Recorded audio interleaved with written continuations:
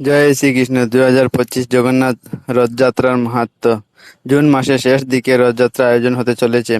27 June Rathyatra বেরোবেন জগন্নাথ, বলরাম ও Subhadra. 27 June পালিত হবে রথযাত্রা। প্রতি বছর আষাঢ় মাসের শুক্লপক্ষের দ্বিতীয়া তিথিতে জগন্নাথের রথযাত্রা আয়োজন করা হয়। এই তিথিতে পুরী জগন্নাথ মন্দির থেকে জগন্নাথ, বলরাম, সুভদ্রা পথে বের হয়। এর পাশাপাশি ভারতের বিভিন্ন প্রান্তে, বিশেষত পশ্চিমবঙ্গে রথযাত্রা আয়োজন করা হয় থাকে। প্রচলিত বিশ্বাস অনুযায়ী রথযাত্রা দর্শন করলে সমস্ত পাপ থেকে মুক্তি পাওয়া যায় ও জীবনে সুখ শান্তি ফিরে আসে।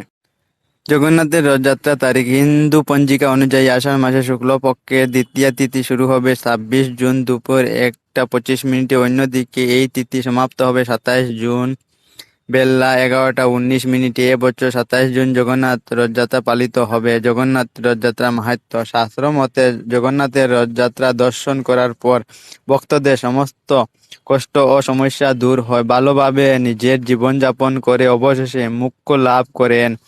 আবার প্রচলিত বিশ্বাস অনুযায়ী রথযাত্রা দান করলে অক্ষয় ফল লাভ করা যায়। রথযাত্রার পৌরাণিক কাহিনী। পদ্ম পুরাণে কাহিনী অনুযায়ী একদা আষাঢ় মাসে সুভদ্রা জগন্নাথের কাছে শহর ঘোরার ইচ্ছা ব্যক্ত করেন। তখন জগন্নাথ নিজের বড় ভাই বলভদ্র ও বোন সুভদ্রাকে রথে বসিয়ে নগর ঘুরতে বের হন এবং জগন্নাথ, সুভদ্রা ও বলভদ্র নিজের মাসির বাড়ি গুন্ডিচা যান। মাসির বাড়িতে 7 দিন বিশ্রাম করেন তারা। তারপর পুনরায় নিজের গৃহে ফিরে আসেন। উল্লেখ্য, মাসির বাড়ি যাত্রা, রথযাত্রা এবং মাসির বাড়ি থেকে ফিরে বাসভবনে ফিরে আসাটি উল্টো রথযাত্রা নামে পরিচিত।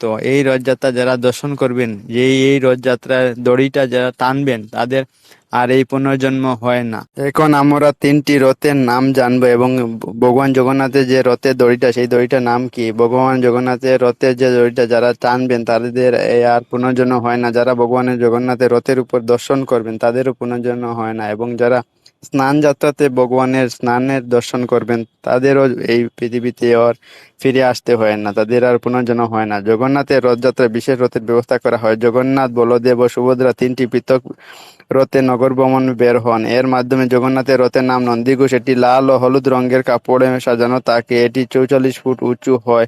16টি চাকা থাকে। এটির সাইজ থাকে 34.5 বাই 34.5 ফিট। বলরামের রথের নাম তালধ্বজ। এর উচ্চতা 43 ফুট হয়। লাল ও সবুজ রঙের কাপড়ে মোড়া থাকে। এই রথ এর 14টি চাকা হয়। আবার সুভদ্রার রথের নাম দেবদোলন বা দর্পদোলন।